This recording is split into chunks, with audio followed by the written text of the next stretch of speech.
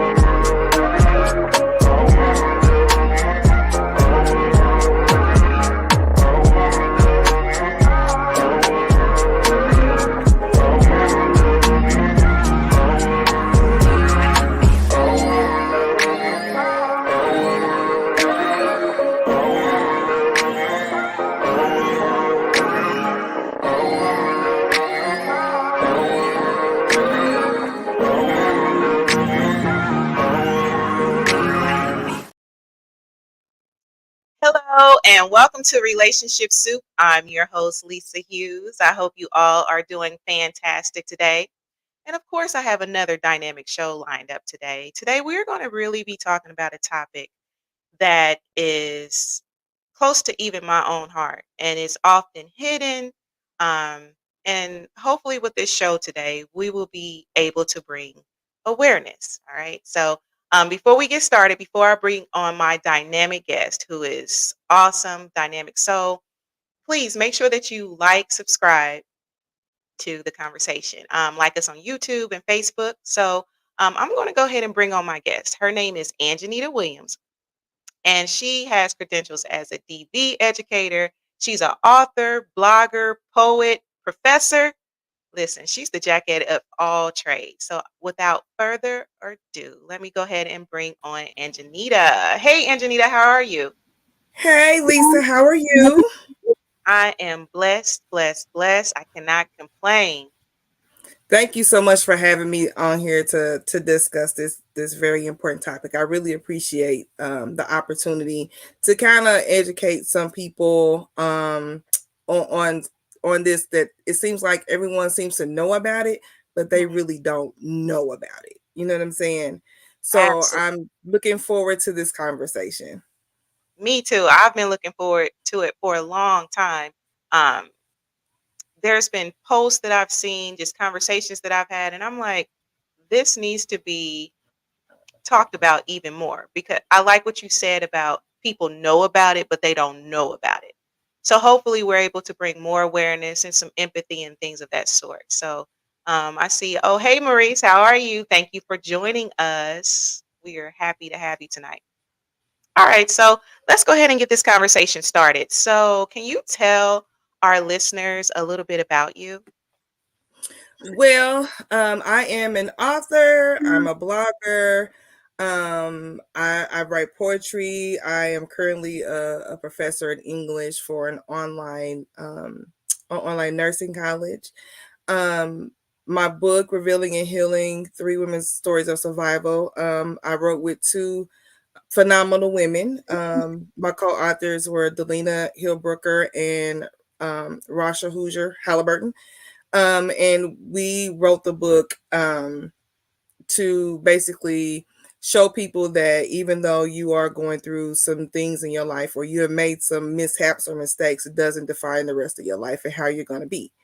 It dives really deep into things like teen pregnancy and domestic violence, drug use, mental illness, and things of that nature. So, of domestic violence is a topic that's kind of close to me, because I not only did I witness it, but I was also a victim as well. So, but writing the book kind of jump started. What I like to call that's my jump start to my healing process. And in that process, I've done different workshops for women who've gone through domestic violence. And the way that I've actually come to become a domestic violence educator is because I actually was working with a nonprofit that contracted services for DCS. So I became a DV educator through them, and I've had some ups and downs with that, but I think that for at least a few of the clients that I had, I believe that I was helpful and instrumental in them not only getting out of the situations, but being able to rebuild themselves after the fact. So, Oh, that's yeah. a blessing. Now, back to your book. Where can our listeners find your book? It is on Amazon.com. You can Okay. also go to www.lionessvisions.net. And there's a link there on our website for you to be able to locate the book. And Visions is spelled VIZIONS.net. Okay. So it's lionessvisions.net. Okay. Well, I'm going to share that link, and I'm going to get your book too. I'm gonna get your Great. book, 'cause what I would like to start doing is discussing more like local authors, and their literary works. I think, yeah, we'll have to have you back. So I'll be don't think proud to this come is back. no one and done. This ain't no one and done. You coming back? I'm gonna get your book, and I will post Okay. the link, so that our listeners can actually obtain that. So, all right. Great. So let me Thank go ahead. you. Let's get into this. So, how would you define domestic violence, right? Because I know initially that with the definition, like what stands out to me, right? But how would you define domestic violence? Okay, well, I'm going to start with the definition from the Department of Justice, which says Okay. that domestic violence is a pattern of abusive behavior in any relationship that is used by one partner to gain or maintain power and control over another partner. Um, it can be physical, which is the kind of domestic violence that most people know about. Is, you know she's being beat up on or he's being beat up on, so you can kind of see those. But what people really don't understand is basically that domestic violence can also be sexual, it can be emotional, it can be economic, it can be psychological, or it can be technological in the aspects where they're using different forms of technology to track you and trace your movements and whereabouts. um, it's when you're involved in different types of threats and different And types of different types of stories, coercive co-workers. behaviors. Mhm. And that also includes intimidation, manipulation, humiliation is a big one. Isolation, it's you terrorizing people, you're blaming people, you're hurting people, or you're injuring them or wounding them. And when it comes to domestic violence, it's basically any type of relationship. So it's not just necessarily an intimate partner relationship, which again is the most common form that we know about. It can also be between siblings. It can be parents and child. It can be just between like friends and things of that nature. So it's basically pretty much any type of relationship. And the crux of domestic violence is about power and control. Mhm, mhm. Okay. Interesting. I never thought about domestic violence between like siblings and things of that sort, because automatically, like, my mind goes to relationships, like the physical aspect of it, of domestic violence. So let me ask It, you this, Anthony. Oh, I'm sorry, go ahead. Oh no, I was gonna say no. A lot of people don't think about it in that way, but if you look at some of the statutes, especially in like for Indiana, if Mhm. you notice if something happens like that between people who have some type of relationship, it's not just a battery; it's called a domestic battery. Mm, So that's how they view those type of instances, is if if you have any type of relationship with the person, that's going to be a domestic battery. okay. That makes sense. That makes sense. Now, let me ask you this because sometimes it's like, well, the signs were always there, right? What would you say, like, if you were giving advice to someone who was, dating or whatever, or what signs would you tell them to look for in someone that could be an abuser? That is a very, very good question. Because a lot of the times people don't know they're in it until they're in it. Right. So Hmm. one of the key components of domestic violence is making sure that the person actually hooks you, right? So you'll see a whole lot of love bombing. Like, I met you on Tuesday and by Wednesday you in love with me and I'm the best thing that ever happened to you. You know what I mean? And they will do things like shower you with gifts and give you all of this love. I am so sorry. I should have turned my phone off. Don't worry about that. I done had phone calls during, you know how it is during your classes. Like, now you're Yes. in class. Okay. Yes. No, I'm doing a podcast, so you good. Right. So, but it starts with love bombing, basically. And then what's the other things that start happening are real subtle. Like, before you know it, like if you were doing, family things often, you start backing away from the family things that you were doing. They start to isolate you from your family and the people who love you. It'll start being things like they want to make little changes to your appearance. Maybe they want you to wear your hair a certain way, or if you wearing something that they think may be a little bit too revealing, then it's, oh, I don't think you should wear that, maybe you should wear this. And they start to try to slowly control several different aspects of your life. And then you as a person who's in it, you're like, oh, they really really care, they really love me, and they really are doing this to help me, you know. And then the main things that you want to watch out for are the love bombers, because that is going to be the key to it all. Now, I'm not saying that you can't meet someone and start having feelings for them immediately. I'm not saying that. What I'm saying is, if someone is going way above and way above and beyond a certain scope, then you might want to pause and look at the red flags. Another thing you should probably look for is if someone from their past may come and say, hey, just be careful, or things like that. You might want to kind of take some of those to heed. I know that when it comes to relationships, a lot of times that the exes are quote unquote bitter, or the person paints the person as being bitter and just doesn't like them, just mad because they left them and things like that. But sometimes you should pay attention to some of those things, because that could be a red flag there as well. So just kind of, you have to be wary, and watch kind of like how they move and things of that nature, because it starts off very very slowly. Mm, But the key is that they want to get you in this relationship really quickly before you even get to know who they are, so therefore they can exert this violence and things on you before you even know it. You're in this cycle and you have no idea how to get out. mm, mm, mm. That makes sense. That makes sense. Now, how would you define love bombing? Now, that is a common term. Look, we've all learned common terms, through social media, whatever. Like, hey, I know what a narcissist is. Like 5 years ago, I didn't know, right? Like, if you had to define what is love bombing to you? Um, like kind of like I said before, if I met you on Tuesday, you can how do you love me by Thursday? How can I be the love of your life by Thursday? How are you making all these grand plans to build a life with me when you don't really know me outside of the couple of conversations or maybe the date that we had? Now, am I saying that love at first sight doesn't exist?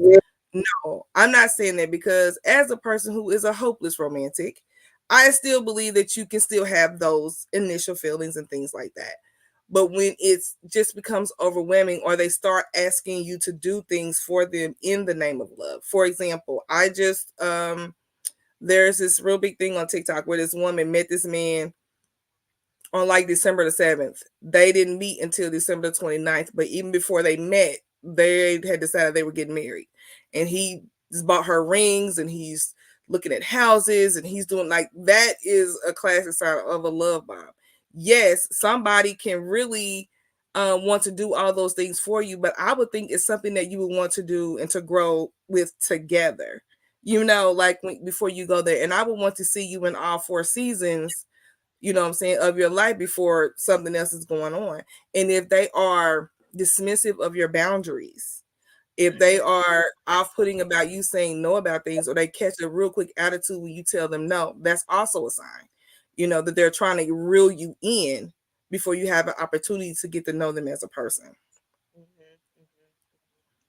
So Jeff Brown says they are dream sellers. Makes sense. Absolutely. Absolutely. They're going to give you the knight in shining armor. They're going to give you that I'm coming to save you from this terrible life that you're in right now. I'm going to save you from that. But what a lot of unsuspecting people don't know is that they're going to come in, they're going to give you all of this love and affection, because it's going to keep you, they're going to put you on this high. And throughout that whole entire relationship, you're going to be chasing that high.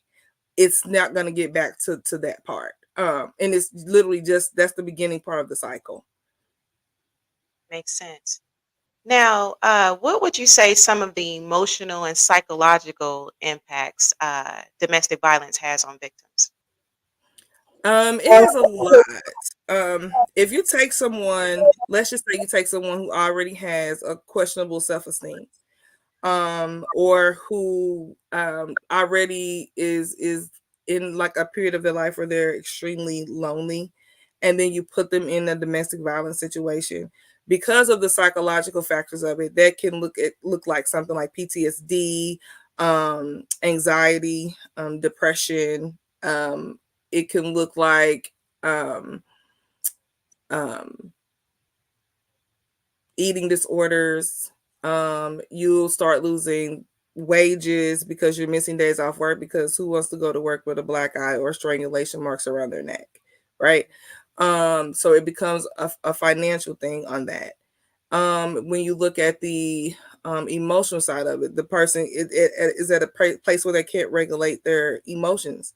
It's and it's scary. A lot of it is it's rooted in fear. Like I said, it's power and control. So those are some of the effects that you get. And you also have physical, the black eyes, the broken wrist, the busted nose, and different hospital stays and things like that. So now not only is it financial, but it's also hurting you physically. And in some instances, it can leave you disfigured as well, depending upon the severity of how they physically abuse you. It can end up in disfigurement as well. Oh my goodness. Um, what would you say? Like, what is the impact of like DV on children? Would you say? As a child who witnessed it, I can definitely tell you that it has a lifelong effect. Because one or two things happen. Either one, that child becomes overly diligent about not falling into that particular cycle, and they in turn are like, I'm gonna get you before you get me, type of thing. And so they kind of slide into this whole idea of I'm not gonna let anybody hurt me, and now they become or hyper independent about things, right? Because they don't want to go into those situations. Or they're going to see that as their normal, and they're just going to repeat that cycle. When it comes to kids being in domestic violence situations, a lot of them have anxiety, because if you're walking on pins and needles when you get home, you're going to always be anxious about something. You're going to always worry about something. A lot of kids have depression when it deals with that. They have issues with trusting any adults involved in their lives. It also could put them in teen, especially when it comes to teens, because a lot of times domestic violence issues start within the teenage years when they're starting to date, right? And these things may become normal for them. It also could result in kids You have things like bedwetting, um, uh, nervousness, eating down their fingernails, their grades are dropping, and again that foster of hyper independence with them as well. So it can have a real lifelong effect on children. That's why it's very important, if you are a parent and you are going through things like that, it's even more important for you to actually leave that situation. Okay. Okay, that makes sense. Now we do have a couple of questions from our listeners. Someone says, well, if he's love bombing her, is she not love bombing him too? No, love bombing is literally a one-way direction. She's accepting the love from him because this is what she desires. She wants a man to treat her this way. She wants her man to love her this way. It's one thing if it's a genuine love. It's another thing if it's a if it's done to manipulate or coerce, and that's what love bombing does. It manipulates or coerces somebody into being in this relationship, in this kind of dreamy fantasy relationship, when that's not how it's gonna be always. Okay, so Mr. Brown says this works because lots of women are fantasy seekers. The whole love bombing piece. I wouldn't say that women are fantasy seekers. I would more or less say it's more like it really just kind of depends on how she's been treated in her life. Has anyone ever done those things for her? Has she ever experienced a love in this way? It also has a lot to do with her, the thoughts of herself. How's her self-esteem? And if this person gives her this feeling, this dopamine, yeah, she's gonna go for it. And like I said, a lot of times the love bombing is subtle. A lot of times it's really really subtle, and it just kind of slides in, and before you know it, it's there. So I wouldn't say it's necessarily a fantasy seeker. I would say it's more or less, it depends on how she's been lived, or how she's lived, and how she views herself. Makes sense. Okay, so Chantel says, can you talk more about the mental abuse? The mental part of it is key, because they have to get you mentally before they can get you physically. They have to have your mind, which is one of the reasons why it's so hard to break the cycle. Okay, so I'm going to talk about a little bit about the cycle and how it works. So when it comes to the cycle, at first there's the love bombing phase, right? We're in love. He's doing all these grand gestures. Everything is great. Now he's suddenly starting to pull me away from my family. He's suddenly starting to isolate me. I'm not noticing it, but my family's noticing it, or my friends are noticing it. It's like, oh, well, I just got a man now. He's taking a little bit more of my time and things like that, right? Then it's okay, can you wear your hair this way? Can you dress a different way? I want to see you like this, or I want to see you like that. And then it starts to be a thing where it's like, okay, if a man notices you now, all of a sudden, who do you know him? Have you ever talked to him before? Why was he looking at you? As if you're not an attractive person, right? So now there's tension starting to build. You didn't cook this food right. I need you to cook it again.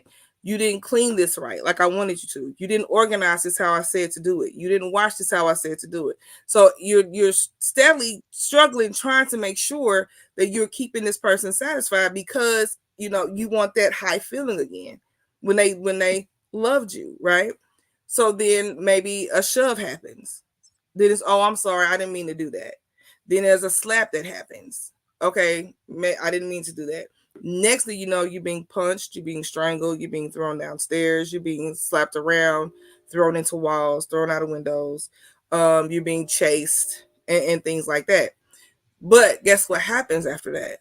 The love bombing starts over, right? So now, I'm sorry, it'll never happen again. I'm showering you with all these gifts, and you're back high again, right? But then the tension building starts again. So in order for a person to actually control that aspect of it, they have to have your mind first. They got to get your mind first. And then they'll start telling you things like, no one's ever going to love you. Nobody's ever going to want you. And start talking down on you about about people, other people loving you and respecting you as the person that you are. So if you're already a person that believes that anyway, what are you gonna do? Right? You're gonna stay in that because, well, you know what? He's right, because nobody does love me. Nobody has stood beside me. Nobody has done anything for me. So this is what I have to go through in order to maintain that I'm in this relationship. So it really breaks you down mentally. Um, and but if you can break the mental hold, then that's when you are able to get away. That makes sense. That makes sense. So Marie says domestic violence is absolutely diabolical. Absolutely, it absolutely is. Have Um, I think one thing that people also don't realize is that when uh, they say, if a person's in a domestic violence situation, a lot of people are like, well, why don't you just leave? It's not that simple. It sounds good, but it's not that simple, because once you got to deal about the mental hold that the person has on them, right? And then you're also dealing with a fear aspect of it. If the person has guns and you know that they have guns, or if the person has been extremely violent and told you, if you leave me, I'll kill you, or if I can't have you, no one will. I know some people may shrug that off as like, oh, you just talking. No, it's not just talk. And the majority of the women who are killed in domestic violence situations are killed because they were trying to leave. Because at that point, the abuser realizes that they don't have control over it, over their person anymore, and they want that control. That's real. That's real. And I'm glad that you mentioned that because, I've had conversations I've seen on social media, oh, well, she ain't leaving or he, because men can be in domestically violent relationships too. And Yes. actually, there is someone that I would love to get on the show that it's just been a conflict, and he is a male that was in a DV situation. So it's not just women. But I'm glad that you brought that to light because I've heard, oh, well, they ain't leaving, so they must like it, or they saw all the signs in the beginning, just that lack of empathy. So I'm glad that you brought that to the forefront because it's not It was. necessarily that the person likes it. I mean, there's levels as to why some people stay in those situations. Yes. And in some instances, I know, like in my own instance, like it took literally 3 times, and I'm like, I'm done. No, I'm not gonna deal with that. And it took, and I was just like, I'm just done with it. I'm just not gonna deal with it anymore. And if you continue to come back over here, jail is gonna be waiting for you. Because I'm not gonna subject my kids to this. I didn't want my kids to grow up in that situation. I grew up in it. I didn't want my kids to grow up in it. Um, and that was a rough and rocky patch, because you're still trying to be my boyfriend, but why would I want somebody to keep putting bruises on me? I don't want that. I don't need that. I don't desire that. It was easier for me, I believe, because of just kind of like of the situation I was in at the time and where I was. I had my own everything. So he wasn't on anything that had to do with me. So it was easy for me to get restraining orders, easy for me to get my locks changed, easy for him to be on a no trespassing and things like. It was easy for me to do that because I had my own. And some instances it's not that easy, and it's not that simple. um I'm glad now that there are laws that allow women to break leases and move without penalty due to domestic violence situations. But I do want to backtrack and talk about the men for a minute. Hmm. Hmm. Because there are men that go through domestic violence situations, and even with um men on woman domestic violence, those situations are heavily underreported. And that's in both aspects. So, and I think that there's a stigma attached to men being victims of domestic violence because you're a man. So how are you, being beat on by your woman? But it definitely happens. And it's definitely an issue in all communities, because domestic violence knows no socioeconomic stature. It doesn't see color, it doesn't see race, it doesn't see what your financials are, it doesn't see any of that. It can happen to anyone at any time, and men are not excluded from that.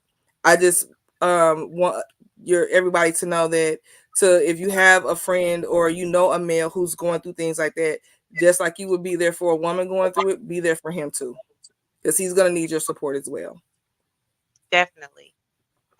We have some stuff from the audience. Let's see here. So Prince says, I applaud you for choosing you. Absolutely. You have to choose yourself. If you don't choose you, nobody else will. And I know it's hard. It's so difficult to go through any of that, to even go through the court cases and the restraining orders and things like that. It's really difficult, because each time you do things like that, you are taking a chance, but you have to stand firm and stand your ground. I am a big proponent of people getting self-defense, learning self-defense. That is up to and including gunplay. Mhm. I learn how to use them, be able to protect yourself at all costs. Makes sense. So Jason says, if you have boundaries but you don't enforce your boundaries, is it really a boundary? The only thing that makes something a boundary is consequence of crossing the boundary. That is good. It's still a boundary, yes. But let's take into consideration. Let's say a person grew up in a household where their certain boundaries weren't respected, or they didn't have a voice. So whether they wanted to do things or not, they had to do them anyway. That does translate over into your adulthood of not being able to say no, or not standing firm on your boundary, or not saying that this bothers me and I'm not going to tolerate that. Because again, we're talking about issues of the heart, and we're talking about love. And if you're just going to cross the line and call me out my name, I'm just probably going to be like, don't do that anymore. Right. But I still love you. And you say, okay, I won't do that anymore. But then when you get mad again, it happens again. And now you're like, okay, I'm not tolerating this anymore, and I'm going to walk away. Well, walking away at that very point could actually mean the end of your life. So if someone is a habitual boundary stepper, before you even get in deep, that needs to sever. The only way that you know that things are going to change is if their behavior changes. That makes sense. That makes sense. So Marie says men DV cases often go under the radar due to the social stigma surrounding it. This is true. This is true, and it's wild to me because and I know why there's a social stigma around it, because women are supposed to be of the weaker sex, and we are not supposed to be able to do that to a man. But we also have to understand that we've also taught our boys to not hit women. And you may have some men out there who are like, I'm just not going to hit the women. I'm going to take this because I know if I do something, I could literally hurt her. But I was taught not to do that. Hmm. So it's all in the teaching that when we start our kids from very, very young. Definitely. Let's see here. So Prince says the mental aspect is where men mostly get abused. This is true. I personally have seen men be mentally abused by women. And it turns into not only just being mentally and emotionally abused, but it also borderlines on financial abuse as well, because they are manipulated terribly. And it's because of those same reasons. How does the man feel about himself? How was he raised? Does he understand? Does he even understand who he is as a person to allow this person to come in and do those things to him? You know, just the same kind of questions you would ask a woman about it, you would ask a man about it. How do you feel about yourself? Makes sense. Makes sense. Let's see here. And Chantel says, if you grew up in and around domestic violence, how do you not take it into your own relationship, physical and mental? Good question. Ooh, that's a good question. Listen. Okay, so the one of the main ways for you to not take that into your relationship is to recognize it before it happens, to pay attention to the red flags before they just become flaming all over you. Um, and if you did grow up with those things in the household, because that's trauma. Those are traumatic experiences. So I'm a big proponent of therapy. I think therapy can work wonders because it helps you process the emotions and the things that happen to you from there. And then once you heal from all those, I think that makes you a stronger person to be able to say no to it. When you see a red flag, you're like, no, I'm just going to stand firm on this boundary and I'm not moving from it. And the only apology that should be accepted is change behavior. That's real. That's real. Let's see if so Prince says when you are mentally abused and physically abused, you seem to block out all rationality. Recovering from abuse depends on how deeply you have been mentally damaged. I agree. I definitely agree with that. But in order for you to come out of that, you've got to heal. You've got to get stronger within yourself. And one of the ways again that I think you can do that is therapy. Definitely.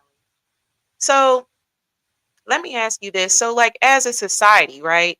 What what can we do to like help with this?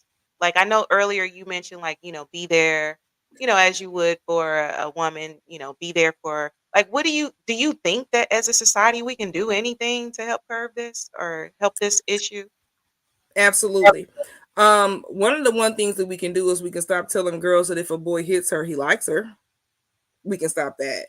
We can also have classes or courses in middle school and high school when kids just start to date, to teach them about things like domestic violence and sexual abuse and rape and things of that nature as well. Teach them that violence against another human is just wrong. Um, Teach them, tips to help them out when they're in those particular situations. Teach them what to actually look for. Because even though parents can teach them some things, sometimes it's better received from another adult. And I just believe that if we have things like that in schools in place, that we can start to curb some of this domestic violence. Also, if we can get rid of this whole idea of gender roles and those type of things, I think that will also help because domestic violence, this just to keep it 100, domestic violence is rooted in misogyny. Women are supposed to be beneath men. Women have no voice. Women can't do this. Women can't do that. And instead of looking at it in that aspect, how about we just look at everybody as human? And if we take that aspect of it, then I think we can begin to kind of shave some of um, that need for violence away. But I believe it really starts with the kids. I can see that. So let's see here. Prince says, I believe education first and creating a stable foundation for the children. Second, because violence is a learned behavior, and unfortunately, this is the new way men and women of today are taught how to deal with emotional stress.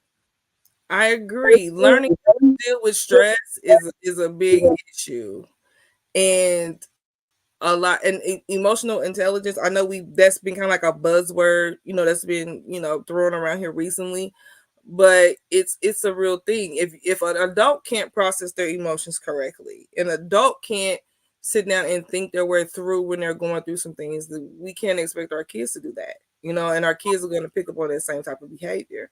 So I think that if you're able to be an adult and actually sit down and go through your feelings, don't ignore your feelings, go through them, feel them, absorb them, understand them, and I think that will also curb this whole domestic violence as well.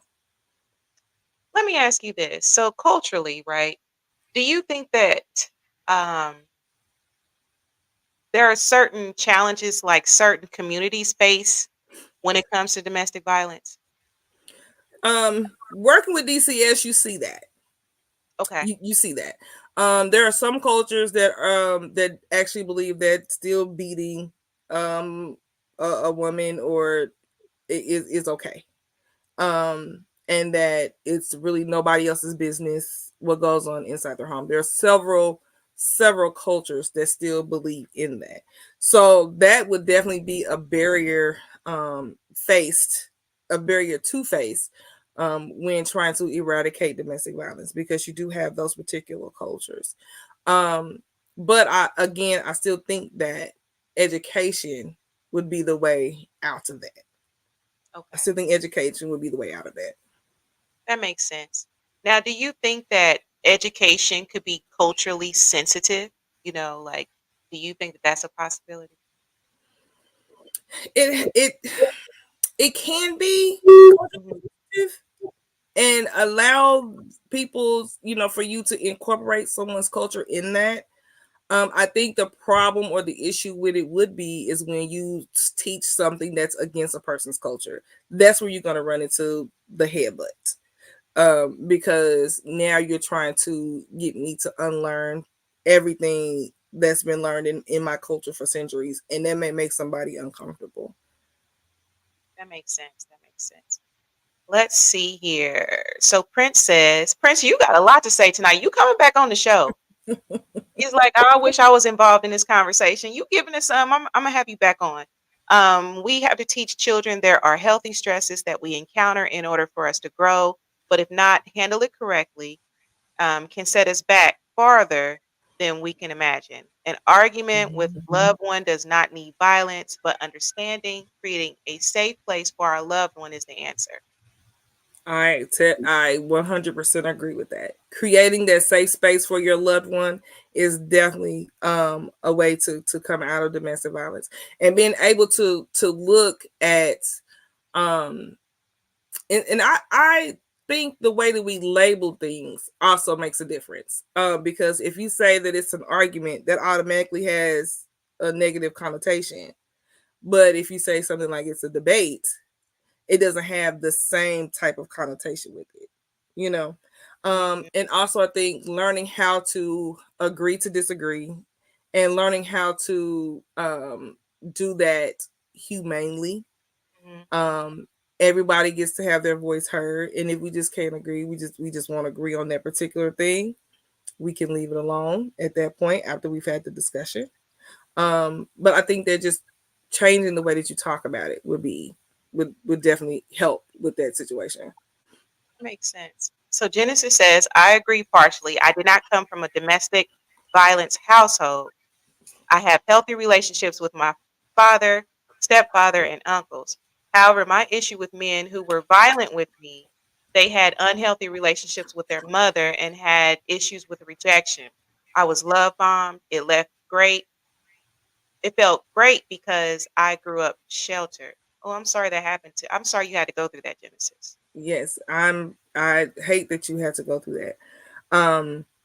But that's another issue with all of within itself, because sometimes when you're in those relationships, it especially if the young man didn't see his mother loved properly, or saw that in his house, that could definitely be another institution of it. And if the mother has some mental or some things going on with her mentally and emotionally, and that she wasn't available to her child, then that would definitely cause that as well. So it's so multifaceted, and it's so many levels to it that it can be really disheartening. But I'm sorry that you went through that, because I can kind of understand that. And then having the kind of being sheltered about it, and it not really being discussed, I think that that's where the education in school can come from. Because even though you're not aware of it in your day-to-day regular ways of living, if you learn about something in school, it can at least kind of give you kind of like a wait a minute, I was told about this, I kind of recognize this, and you're able to kind of stave it off as well. That makes sense. So Genesis says, I think proper communication is important because I see many people compare verbal abuse the same as physical abuse. And I see many trying to justify a woman being hit because she has been verbally abusive with So verbal abuse does can hurt just as bad as physical abuse, and let me explain. them. So with verbal abuse, we're going to take it back to how the young man who didn't have a good relationship with his mom and rejected, chances are she was probably going in on him, probably telling him he wasn't going to be anything, he was a nothing, he's just like his dad, he's worthless, and things like that. And that type of abuse does seem to sit with someone. And because of that, then now they need a channel. They need a channel for that. Where can they act out this aggression? Because now it's pent up aggression, and that's when it turns into being physical. So if a woman says something to actually trigger him, and he's already prone to being violent, that trigger is going to make him violent. So verbal abuse does hurt someone deeply, and honestly I believe that sometimes the verbal abuse may last longer than the physical abuse does, because that's something that you're going to carry. Now, am I making excuses for that? Absolutely not, because at some point you need to be able to regulate your emotions. You need to be able to say pause and think about what it is that you're doing before you do it, especially if you're in the heat of the moment. Somebody has to have a level head here. So we need to, if it's getting to that point and you sense yourself getting to that point, pause. Always pause. Like, don't keep going, full speed ahead. Pause. Stop and think about it. Even if you're in the discussion, one of the things that I've learned is that if we're in a heated discussion, somebody say pause, right? And everybody just silent. Breathe, give it a minute, because you don't want it to escalate further. That's real. That's real. Let's see here. So Mr. Brown says the laws need to be more stiffer and swifter. Yes, I totally agree. So, just in the state of Indiana, if you get domestic violence, or get charged with domestic violence, things like that, you literally, your first offense or whatever, it's like a level 6 felony. So you get about 6 months to 2.5 years in prison, and fined up to $10,000. If it causes severe bodily harm, it's a level 3, which is 3 to 16, and if it's death, then it's 10 to 30. But it shouldn't have to get that far for somebody to be put away for domestic violence. So I definitely agree that the penalties need to be stiffer. I think stalking, there needs to be stronger stalking laws as well. I think there needs to be, when it comes to stronger stalking laws, it needs to also include things, the social media aspect of it. Yes, absolutely. Because yes, and then the fact that, and I've had this happen to me, where someone will literally use one of the, like, the internet apps or whatever for the little phones, and dupe phones and things, phone numbers, and just spoof from any number of phones, and call and text and harass you. So I think the penalties for that can be stiffer. I also, the one thing I really don't agree with is if someone feels threatened, that they should be able to go get a restraining order without harm already being caused to them.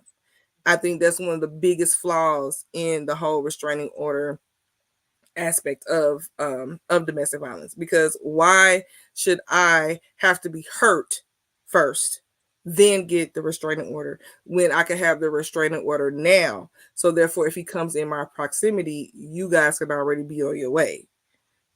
Or if I'm defending myself, then he wasn't supposed to be, or she wasn't supposed to be here anyway, right? They violated the order, they need to go to jail. So I think the laws for domestic violence definitely should be stronger and stiffer.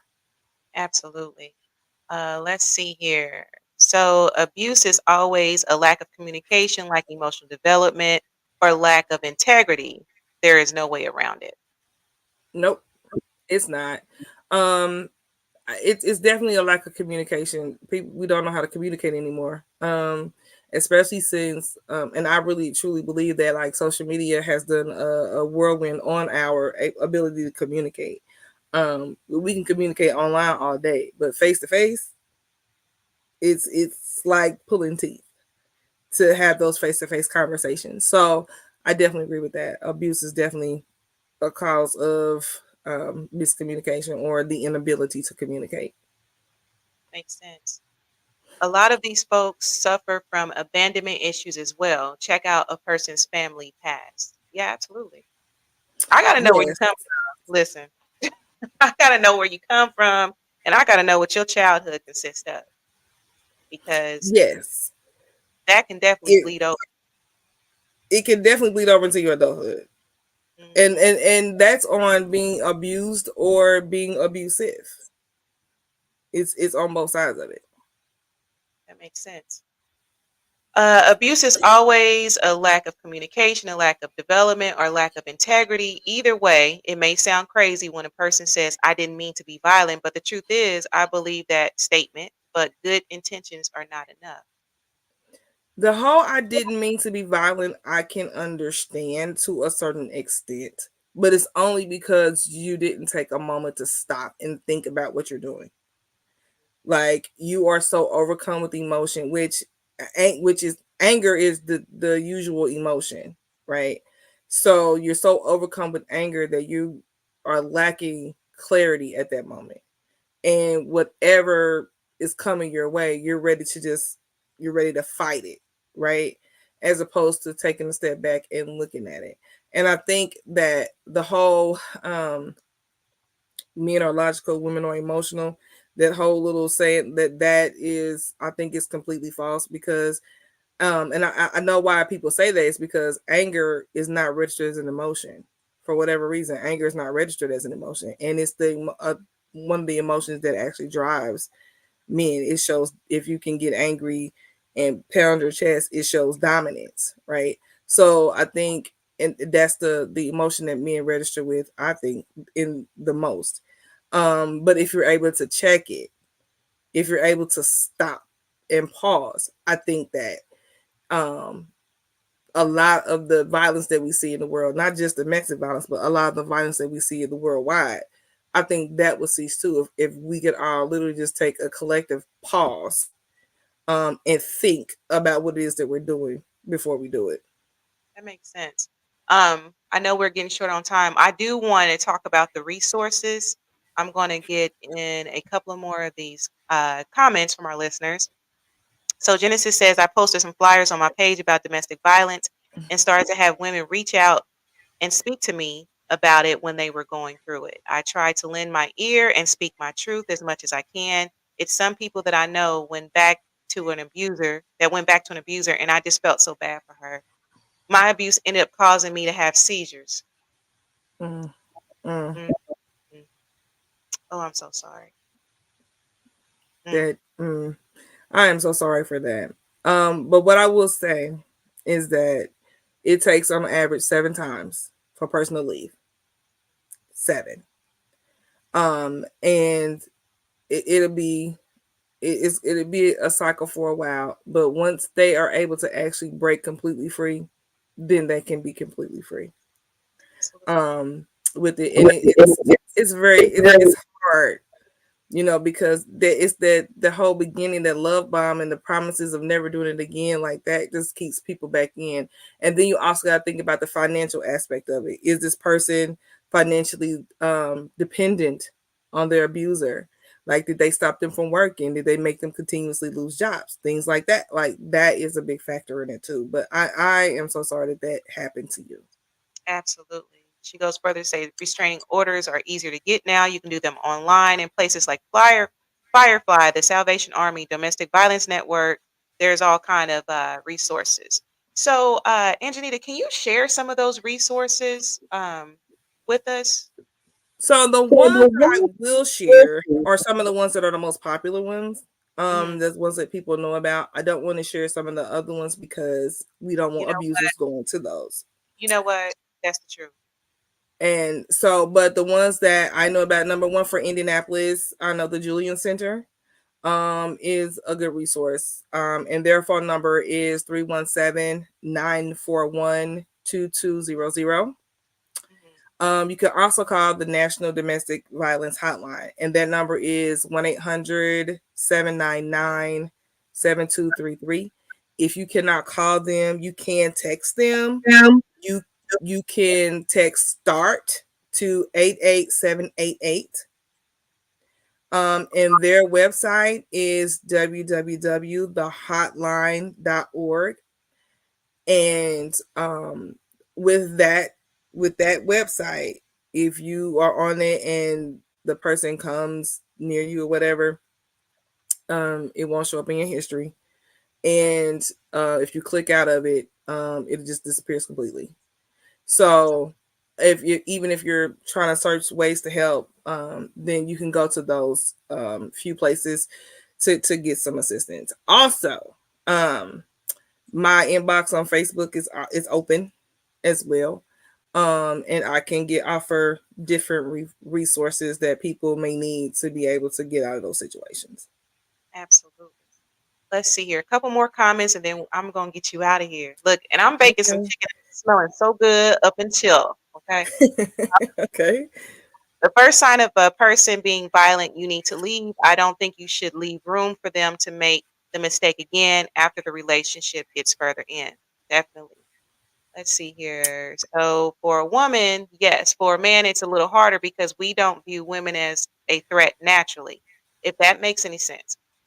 Women express their anger, hurt, and a lot of different emotions differently, not always violent, but people don't understand screaming is an active violence.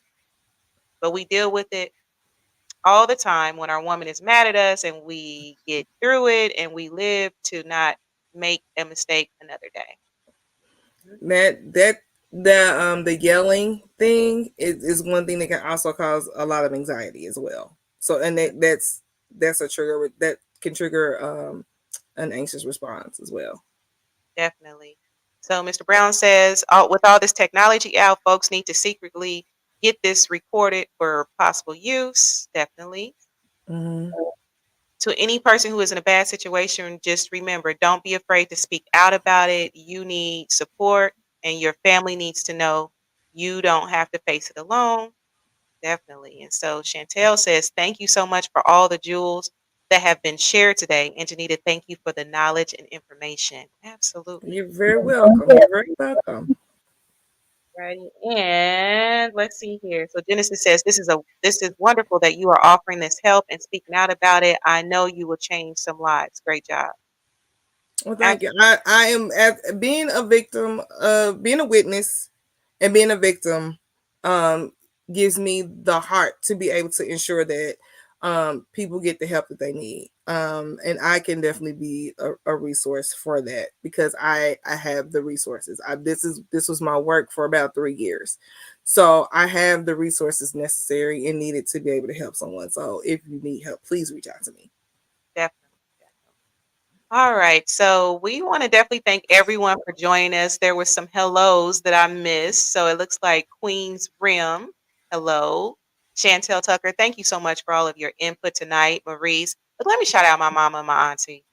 Thank y'all for listening because I'm telling you, it will never fail. Them couple episodes I missed, my mother was like, you didn't shout me out. Hey, mommy. hey, hey, Aunt Anna, thank you for listening. Then we have Daniel Artest. Um, we have Mr. Brown. Thank you so much for listening. We have Prince. We also have Mr. Jason Boyd. We're gonna have you back, Jay. We're gonna have you back. So everyone that took time to log in, we really appreciate you. And we hope that these jewels you will be able to maybe use for yourself or even spread the word. So let's see here. Mhm. Someone says, this was very informative. This information can help you save many lives. Absolutely. Thank you for Absolutely. that, Melvin. And then let's see here. Marie says, you are doing God's work, Angenita. Absolutely. God bless you. Thank you. I appreciate that. I appreciate that. All right. So, do you have any last words, advice that you want to give to our listeners or anything? Yes, I want to let them know that you're not alone. Even though you may have been isolated from those that you love, you are not alone. There is help out there. If you're in trouble, you can start planning your exit and be as discreet as possible. Be very, very careful. There are some different steps that you can take to free yourself from this cage that you're in. Um, try to keep as many people close to you as possible, and make sure that if you are a person who knows someone, that you are still being that ear, you're being a person that they can lean on. It may drive you up a wall because you really want them to leave, but still do not turn your back on that person. They need you. They really need you. Absolutely. Absolutely. All right. So, I guess I'll give a couple little uh, shout outs. All right. So, again, thank you all for listening. My last words will be always to love yourself. And if y'all are not following, liking, On social media, you need to do it, right? So on YouTube is Relationship Soup, period. You gotta put the period in there, right? Then we have Relationship Soup Group. You can find us on Facebook, and then Relationship Soup LLC. And Angenita, even in the past, Relationship Soup has also been able to help um, victims that were going through like domestic situations. So if anyone in the group, inbox me as well, and I'll give those referrals to you, because I know sometimes they Okay. might not be able to get to you if you're not a Facebook friend or whatever. But look, this would be an ongoing thing. It's not just going to Mhm. end with just this conversation. So No, it's gonna continue to be a conversation because this is very prevalent. I know it was heightened during the pandemic. So um just pay it just I just want people to just, when it comes to that love bombing, like really pay attention to that, because that can mean you're headed towards that road. definitely, definitely. Well, we're going to peace out here. I love you all. See you all next week. Of course, we got some dynamic stuff. This was a dope show. This was the first show for 2024. And I got to Hey, bring you in with a dynamic show, Angenita. Thank you thank so much. you. Thank you for having me. I appreciate you all. Thank y'all. Thank you for being a guest. And thank you all for listening. Look, Genesis, look, all y'all. I be trying to shout all y'all out. Thank y'all so much, Cousin Melvin. Thank y'all all for listening. So, on that, we out.